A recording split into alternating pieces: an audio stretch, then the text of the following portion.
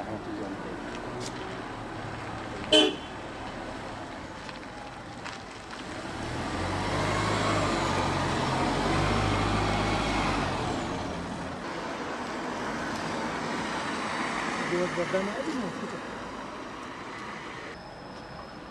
Allah'ın laneti üzerleriniz olsun.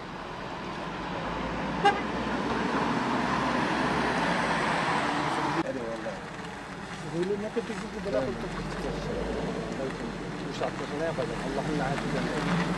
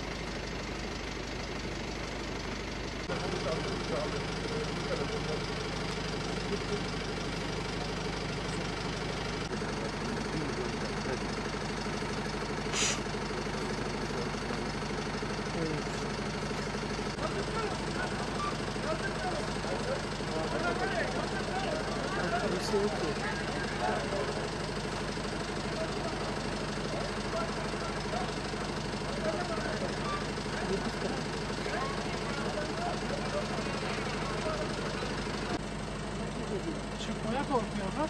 Evet. Çıkmaya korkuyorlar. Evet.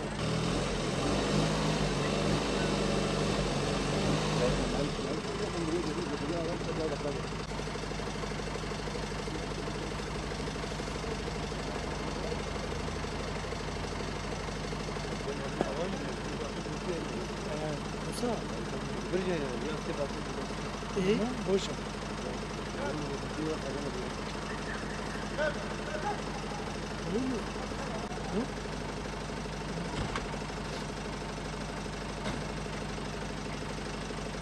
Bir aracı bir yapayım.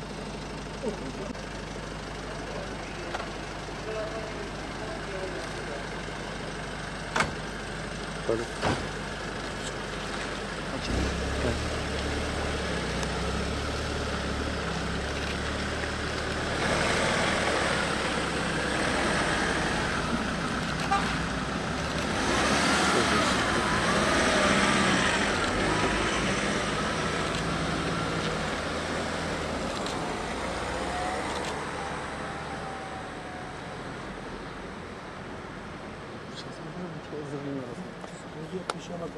Cevdet Soysal'ın 1998 yılında Batman'da kaçırılıp işkence edildikten sonra öldürülmesi olayıyla alakalı olarak Batman Cumhuriyet Başsavcılığı soruşturma kapsamında 6 şüpheliyi gözaltına aldırmıştı. Daha önce olayı ortaya çıkaran tanık polis memuru Hulusi Cemil Altınlı'nın birçok söylediği, anlattığı durumların belgelenmesine rağmen maalesef şu anda şüphelilerin tümü adli kontrol uygulanmak şartıyla serbest bırakıldılar. Hulusi Cemil Altınlı olayı anlatırken 6 tane isim vererek Cevdet Soysal'ı işte bu ekiple beraber kaçırdıklarını, Cem isimli bir polis memurunun evinde sorguladıklarını, daha sonra Fethullah Gülen'in talimatı doğrultusunda boynunu kırarak infaz ettiklerini ve Güvercin köyüne gömdüklerini beyan etmişti. Cevdet Soysal'ın gömülmesi olayında 4 tane polisin bilgisinin olduğunu söylemişti. Şöyle 4 tane polisin gömülme esnasında cenazenin başında olduğu, onun için gömüldüğü yeri sadece 4 polisin bildiğini söylemişti. Batman Cumhuriyet Başsavcılığı yaptığı soruşturmada bu şüphelilerin tümünün beyanını aldı. Şüphelilerden bir tanesi mahkemeyle dalga geçerek, savcılıkla, emniyetle dalga geçerek Cevdet Soysal 2015 yılında beni takip ediyordu. Silah çektim, benden kaçtı. Hala hayatta olabilir şeklinde beyanda bulundu. Mahkeme 20 yıl önce olan bu olayla alakalı delil yetersizliğinden dolayı sanık şüphelileri şu anda adli kontrol uygulanmak üzere serbest bıraktı. Davanın baş şüphelisi yine o dönemki polis memuru Hulusi Cemil Altınlı'nın beyanlarından öğrendiğimiz ve anladığımız kadarıyla Fethullah Gülen'dir. Şu anda belki ayrıntılı izah edemeyeceğiz. Dosyada gizlilik kararı var. Fakat Fethullah Gülen'e nasıl uzandığı, talimatın ondan kimler aracılığıyla ne şekilde alındığı hepsi belirtilmiş durumdadır. Şüpheliler yakalanmadıkları için onu şu anda sonuca bağlayamıyor savcı. Gözaltında 6 şahıs vardı. Toplam 17 isim var. Bu 17 ismin zirvesinde Fethullah Gülen ismi var. Bakın ben bir örnek vereyim. Hulusi Cemil Altınlı diyor ki Hizbullah üyesi olduğunu düşündüğümüz İbrahim Gürceyiz'in evine operasyon yaptığımızda evde hiçbir delil bulamadık.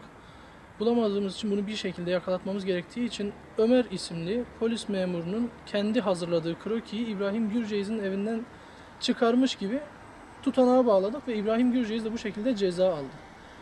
Yıllar sonra 2017 yılında Polis Kriminal Laboratuvarı'nın bir raporu sonucu ortaya çıktı ki gerçekten İbrahim Gürceyiz'in evine konulan kroki Ömer isimli polis memurunun el ürünü. Yani Hulusi Cemil Altınlı'nın söyledikleri aslında doğrulandı. Anlattığı olayların birçoğu doğrulandı. Fakat Cevdet Soysal olayında cenaze bulunamadığı için bu durum henüz doğrulanamadı. Bundan dolayı şüpheliler şu anda serbest bırakıldı. Bu 14 gündür babamı katleden polisler yakalanması için karar alındı ve biz sevinmiştik, dedik ve en azından bir umut olur ki babamızın naaşı bulunur. Ama biz gördük ki adalet istediğimiz gibi işlemiyor. Babamla hakkında yakalanan 6 polis bugün az önce serbest bırakıldı.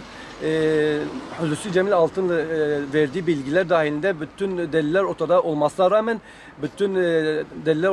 rağmen gene onları bırakıldı. Hiç o delilleri dikkate almadılar. Bu hükümet bunu dikkate alıp o delilleri bir daha gözden geçirmesi gerekiyor. O delilleri gözden geçirirse anlaşılacak ki bu polislerin suçlu olduğu ortaya çıkacaktır. Bir de 17 tane sanık vardı. 17 sanıktan şimdi 6'sı tek tutukludu. Diğer sanıklar da diğer tutuklamadan sonra hepsi Türkiye'den kaçtı. Bunlar da kaçmadan hükümet bir an önce bu önlem alması lazım. Bir an önce bunların bu dosyayı bir daha gözden geçirmesi gerekir ki en azından Türkiye'den kaçmadan buna bir çözüm bulunması gerekiyor. Babamızın naaşıdır.